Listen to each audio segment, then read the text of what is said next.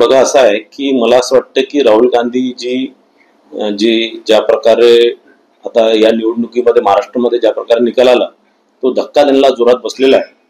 आणि कारण आपण जर बघितलं मागील अनेक वर्षापासून ते ज्या वेळेस निवडणुका हरतात त्यावेळेस ते ईव्हीएम वर कधी निवडणूक आयोगावर कधी कोणावर असे ते काही ना काही टीका करत असतात।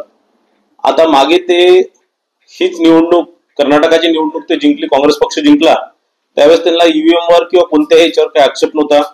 तेलंगणाची ती निवडणूक जिंकली, काँग्रेस पक्ष जिंकला, त्यावेळेस त्यांना कोणताही इलेक्शन कमिशनवर आरोप नव्हता, कोणताही त्याच्यावर आक्षेप नव्हता। त्यानंतर महाराष्ट्रामध्ये मागच्या लोकसभेच्या निवडणुकीमध्ये काँग्रेसला चांगलं यश मिळालं किंवा महाविकास आघाडीला चांगलं यश मिळालं, तर त्यावेळेस त्यांना कोणतंही ऑब्जेक्शन इलेक्शन कमिशनवर किंवा कोणावर नव्हता। त्यावेळेस त्यांनी त्या प्रकारची तयारी केली होती आरोप करण्याचा, पण निवडणुकीमध्ये त्यांच्या अपेक्षाच्या बाहेर त्यांना ते यश मिळालं होतं। त्यावेळेस कोणत्याही टीका टिप्पण्या त्यांनी कोणावरही केल्या नव्हत्या।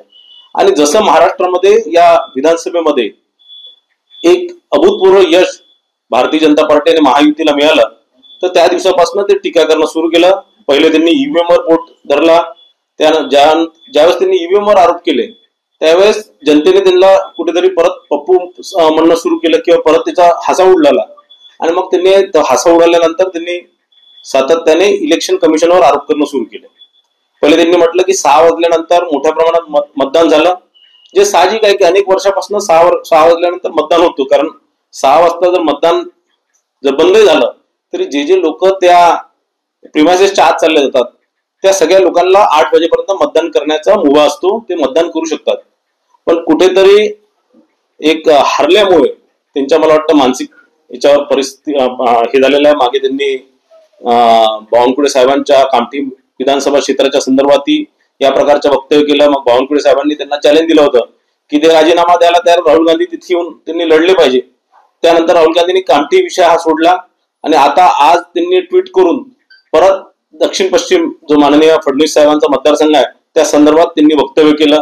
8% वाढ झालेली आहे आणि 8% वाढ झाली तर लोकसभेच्या निवडणुकीमध्ये ज्या प्रमाणात मतदान कमी झालं होतं ते विविध कारण होते कमी झाल्याचे, पण त्यावेळेस लोकांना ज्या प्रकारे निकाल आला त्यानंतर लोकही कुठेतरी सावध झाले आणि संपूर्ण महाराष्ट्रात, नागपूर जिल्ह्यातच नाही तर संपूर्ण महाराष्ट्रात कुठेतरी आपण मतदानाला गेलो नाही किंवा आपण मतदान कमी केलं किंवा आपण मतदानाकडे दुर्लक्ष केलं आणि म्हणून काय होऊ शकतं, या देशाचं काय होऊ शकतं, या राज्याचं काय होऊ शकतं हे लोकांना स्वतः आत्मचिंतन केलं।